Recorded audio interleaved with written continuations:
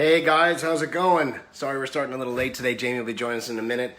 It is an interesting morning to say the least, with some extra we were not expecting, and I'll talk about that. But we want to get right in today to addressing something that's obviously come up for a lot of people. We've hit on a little bit before, but what happens when you're starting to feel this overwhelming and anxiety from this whole situation. It's no secret, with family life, everything coming home, like we've talked about. Some people have never had to, oversee their kids' schooling. Some people have never had to work at home. Hey, Mike, what are you doing, buddy? They've never had to do all this stuff at home. So even though you work hard and you might be in a good mood, you still have moments of overwhelm, and you might have an underlying anxiety. I have a really good mastermind group that I'm in, and we were supposed to actually meet in Sedona this week, but it was canceled for obvious reasons. We couldn't travel, so we did it virtually. And one of the guys in the group, who's part of our community, said, I don't think all of us can. Thanks for the COVID hair comment. Yes, that's one of my wedding people there on it. What's it called? Wedding party is on here, so I'll probably get in some jokes from people here, but. My hair has gotten a little longer, I'll admit that. So, but he said, you probably don't even, we don't realize the stress we've been under. It's almost like you have an extra 45-pound weights on your shoulders and you're walking around, you've gotten used to it. But it starts to put some strain, and I understand. And, what we found with overwhelm and anxiety, first of all, just because you feel them doesn't mean that you're wrong. It doesn't mean that you're weak. It's, in fact, what I've found is when I acknowledge that I'm feeling that, it almost dismisses it, or it puts it in its place. It's when I deny I'm feeling that it actually starts to trigger me even more. So a couple of people reached out to us this week, and they were feeling overwhelmed with their children. And believe me, I know what that's like. I think Jamie and I have developed a threshold. We're all good at some things. Some people are great at negotiating. Other people are good at building. We've gotten pretty good at handling children, and not because it's something that we were focused in training on. But as we grew our own family, and now we've been, fostering two extra children, an extra 2-year-old and 4-year-old. So when you have a 2-year-old and a 4-year-old at such low levels, under the age of 5, it can be pretty stressful. There can be moments of overwhelm. And there's a couple things that I think are absolutely imperative that I want to talk today. So first thing that we've learned is if I'm feeling overwhelmed or anxious, I flat out say it to myself and to my wife. And right away, it loses power. Because it's like I'm admitting, I'm not saying it's defeating me, but it's just how I'm feeling, and I can sit with it better than saying, no, I'm fine. No, I'm not overwhelmed. I used to bullshit myself and lie to myself. I don't do that anymore. The second thing that we've gotten a lot better at, me and Jamie, from work, family, is calling timeouts. Literally calling a timeout. It could be an Epsom bath. It could be a walk around the neighborhood. It could be a workout. Or Jamie and I had our anniversary last week, and we took our first trip out to a hotel up in Amelia Island, a small hotel. We did our social distancing, but we needed that time away. We figured, wow, we've been on the go for over 2 months, because even though we thought we were going to have this slower time, we've actually been busier in both our businesses.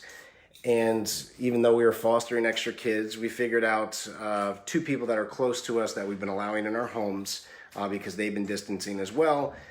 We brought in double babysitters so we could make that night, because it was super important to call that time out. I could feel us getting tense at each other. I'd say we've only had 2 arguments through this whole thing, and one of them was right before we left, because I think you come to anxiety and breaking points and overwhelm, and that's not an ugly word. That's what I've learned. Again, it's not an ugly word, but calling those timeouts. We were up there for, I don't know, hon, how long? 12 hours? Nah, a little longer. We were away for 24 total. 24 total, but we were finishing some work stuff, so probably 18 hours, and man, we were just so rejuvenated coming back. So calling that time out was key. Just so you know, as Jamie was settling in the group, there are certain things you can control, and I'll tell the story. But we, I'm talking to him about anxiety and overwhelm. First of all, I said, we don't bullshit each other anymore. If we have anxiety or overwhelm, with family or business, we admit it. Because I used to power through and say, I'm fine. And that almost gave it more power. When I admit, hey, I'm not feeling really good. I'm overwhelmed about this deal. Or I'm overwhelmed with the extra kids. It almost loses its power. And then I've been talking about the importance of timeouts. Where you and I got really good about timeouts. I did. I actually was listening just a little bit. And what it reminded me of, and that's a tool that I kind of forgot about, was that timeout, being able to be like, I just need a minute. And, sometimes it's a minute and sometimes it's 24 hours. But to just take that time out is super important, and to take that time away. And two, I think it's worth mentioning, because I heard you say that like we had gotten into 2 disagreements over the last 8 weeks. And I think that it's important to mention it really wasn't about us. No. It was about, hey Lauren, it was about like the outside circumstances and other things going on. And it just kind of made us thin and weaker to that temptation of being irritable with one another, I would say. Yeah, it's the anxiety and overwhelm getting the better of you. So it's something we've learned to admit and learn to take timeouts. I think that's absolutely essential.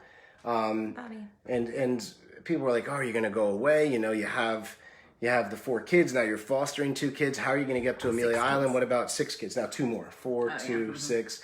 So 6, 5 of them, 4 of them under 5 and under, for the time being. But we said, no, we're going. We'll figure out a way to be socially responsible, social distance, but we're still taking this time out. It's our wedding anniversary. And again, I think... And your birthday. Yeah, my birthday. So there were a lot of celebrations to be had.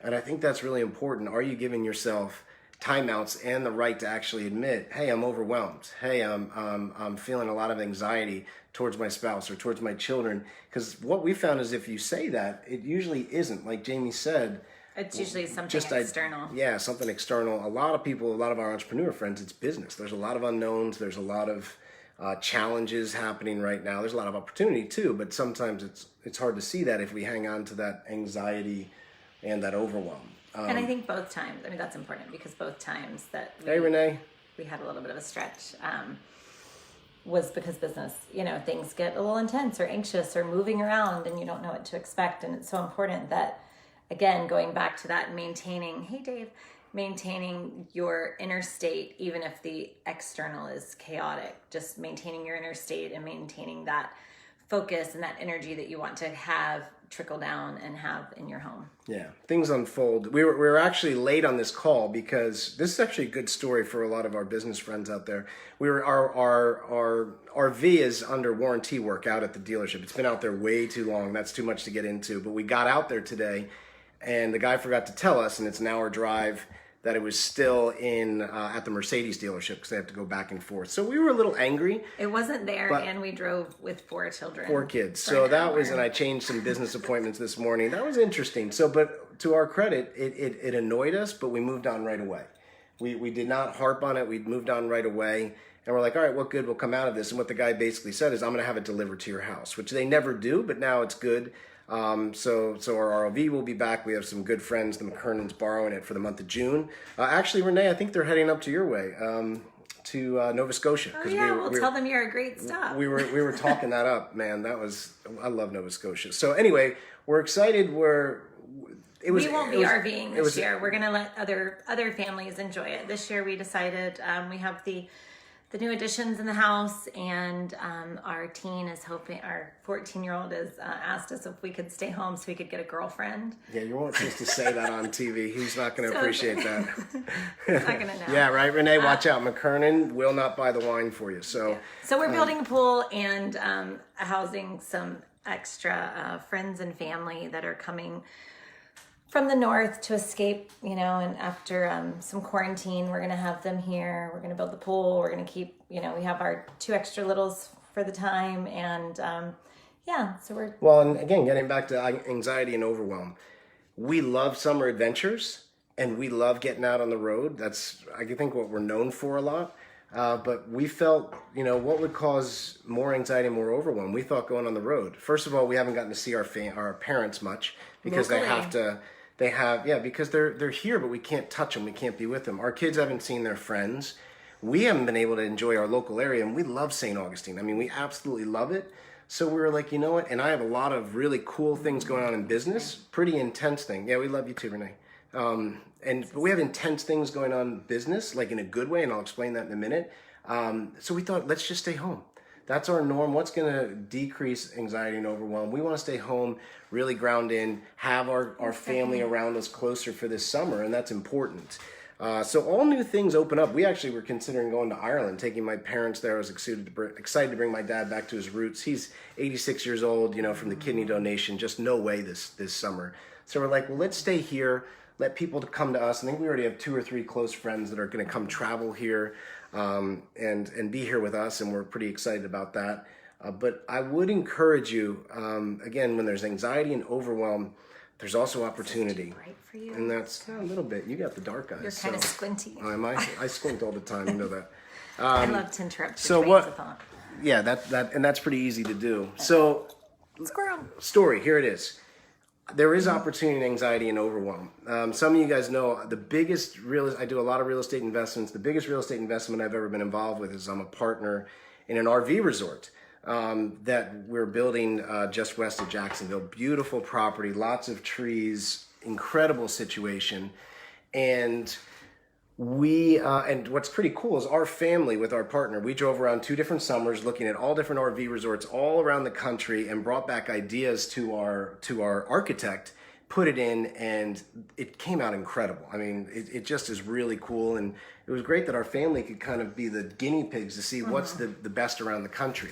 So fun. Yeah. Guinea pig in an RV. Yeah, right. Well, we won't get into all the details, but where was I? Okay, so the RV resort. It's a really big project, really exciting one, and actually it got so much attention that a very large REIT stepped in to buy it. And they were super excited. We worked out a really good deal with them, a deal that I'm not going to say would retire Jamie and I, but it would make us very comfortable.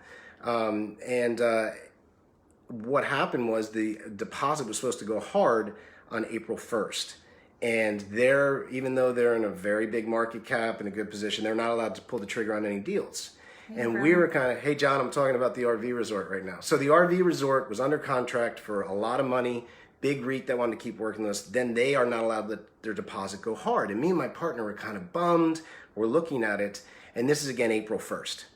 Here we are 6 weeks later. That's ironic. We should have known something was April up. Fool's Day, right? But here's the kicker where it's saying there's some anxiety, some overwhelm, and then there's opportunity. I don't know if you guys read on this because some of you probably aren't involved with RVs. No, will you say that again? I felt like that. When there's anxiety and overwhelm, there's also usually opportunity. Okay, there we go. Thank you. And so this biggest real estate deal I've ever been involved with, they put us on hold. They're still interested, but they put it on hold. Well, here's what's interesting. RV sales have gone through the roof. I mean, through the roof. You can look this up, that people are going, hey, we want to travel, but we don't want to get on a plane. We want to go places, but we don't want to be far away. Yeah, right. well, they don't want to be in big crowds. They don't necessarily mind going far away, but they also don't want to get on long flights and things like that. And they also want to go kind of rural because of the scares right now. So some things have happened in the last 2 months. First of all, the desire for our type of RV resort has gone even higher, and RV sales are through the roof, which we were in the financial position to keep building it and keep it. So our positioning on this deal, that April 1st, me and my partner were like, and Jamie was, again, we spent 2 years on this, helping with the designs and traveling and researching. Now, if we decide to go back to the REIT who's still calling us, we can, but the price has gone up if they want to buy it. It legitimately has gone up. They know that. Or seeing where it's at, we actually might keep it long term, which was kind of the plan anyway, and would be a really cool project, a big part of our entrepreneurial plan, and we're excited about it. So I went from being bummed to more excited than ever about it. Yeah, because sometimes things happen for you instead of to you, right? Yep. Like sometimes we can take that defeatist to be like, oh, this sucks and it's terrible and I worked so hard for this. But then you can also, on the other side of that, that divine exchange that our friend Tim Story talks about. Sometimes when things happen, there's a divine exchange. It's not just for your disappointment. There's something better coming in exchange for it. Yeah. With that said, too, in anxiety and overwhelm, there is opportunity, and one thing I'm really proud about is I know, and Jamie would back me on this, I've taken the opportunity to actually be almost clinically insane when a lot of That is potentially not- bad things that's- happen. that's Well, not in a new. good way. It's not new though. Or, but if, oh, that's true. But but honestly, my son Leland said the other day, he said, Dad's been so happy through this whole thing, it's annoying. And that was the sign of victory. Because him and I are the most alike, poking at each other. But I know he's being honest. There's been setbacks and challenges, but I've really allowed us to keep a sense of humor and a smile. Pretty good. And it annoys them, which is your favorite thing to do anyways. So. It's just, I'm pretty good at that too. great. But honestly, I know I could have handled it differently. But one thing Jamie and I decided right from the beginning is that simple saying for anxiety and overwhelm: hey, it's not their fault. When I'm feeling the pressure of a business deal, it's not my wife's fault. It's not my children's fault. So don't take it out on them. And consciously we'll say, oh yeah, I won't. But subconsciously, think about it. You might. Mm-hmm. There's setbacks. There's, again, this overwhelm.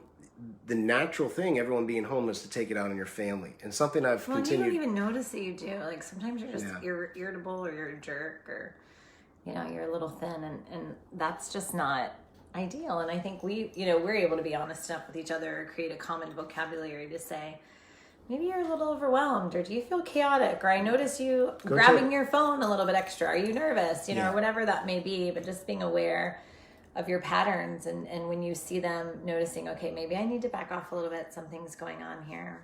For sure. And to everyone's benefit. To everyone's. And you can say that gently to your spouse. I've said it to our kids. Hey, this isn't our fault. Just remember that if they're getting grumpy. And it's kind of a very gentle thing to remind. It breaks that hypnotic rhythm. It's like being like, hey, snap out of it.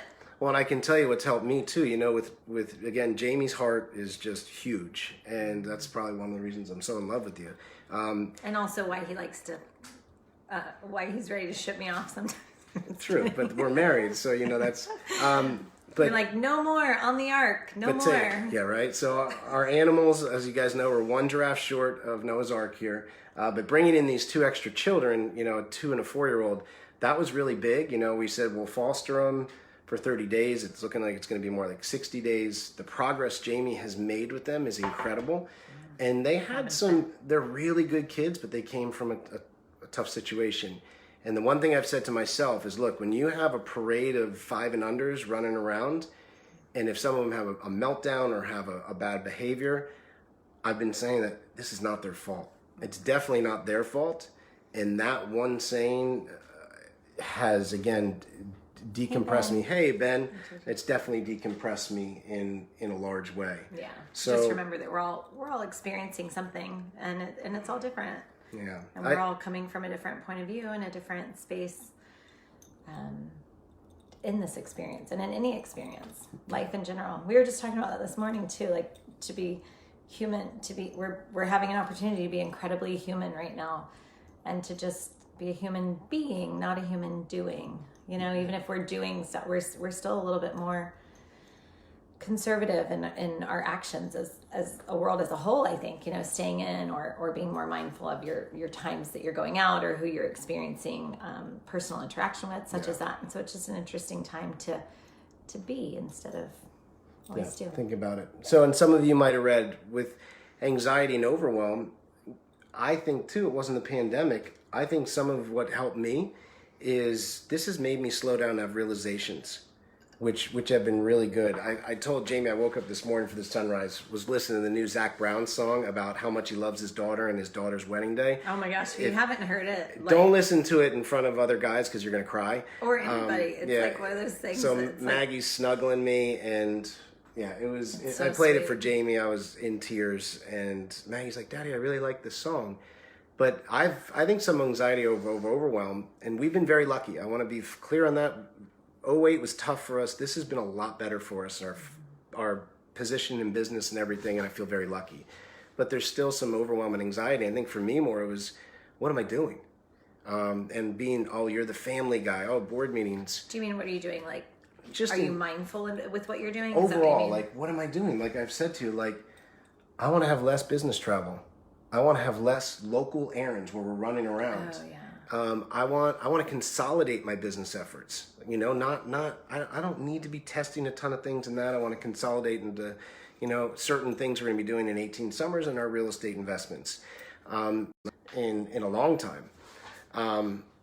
You know, so those were important things. So I would say, you know, So just being mindful. yeah, like, respond to the overwhelm and anxiety and see well, what things can you change overall that will help lower it. I know that's helped relax me of some of those decisions I've the made. exercise and such. Yeah. Just of such. So And even too, I think someone asked recently about date night. I want to say this real quick before we get off. So someone Yeah. asked us, okay, so with all your rhythms, you guys talk so much about date night. Like, so what are you doing? And I think, you know, you said like when we did our overnight last week, hugely important.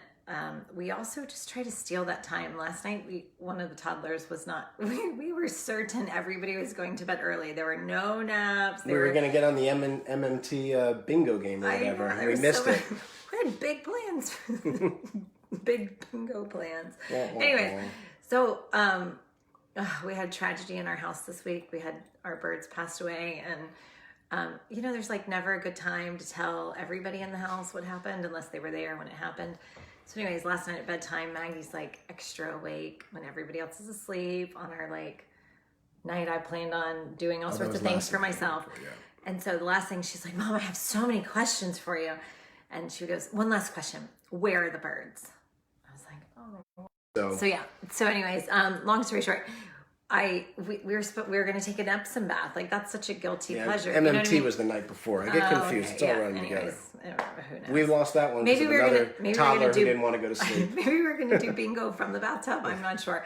But I regardless, think it was a live visual, so that would have been interesting. well, I know. I'm not serious. Come on. So just the intention that we have had a couple of nights that we have planned to do things together intentionally, whether that's sit on the couch and eat ice cream together or talk about, you know, it just to be together apart with yourself, but just doing something that is feeding your soul and helping that relationship. Because that is something I think we have friends that maybe go get a pitcher of margaritas, take out once a week, and that's their thing. And so it's just nice to like anything, make that intentional time. And what I would recommend is leaving with this: do not have any sort of technology that can trigger business anywhere close to you. Even if Or you don't, tech in general, because sometimes you're like, hey, someone Well, got I'm eaten by a black bear. I'm okay. I'm like- That's true. Well, I mean, I love care, my but- nature reports, but it's okay to have that if they're going for a walk and have airplane mode and a selfie. You know, sometimes when we go up to the beach, we like to have Yeah, it's but a not beautiful Yahoo scene. News. No. So I would say any place, but more concerning, I think, is the buzz of the phone for a tech or an email for work. Absolutely. Even if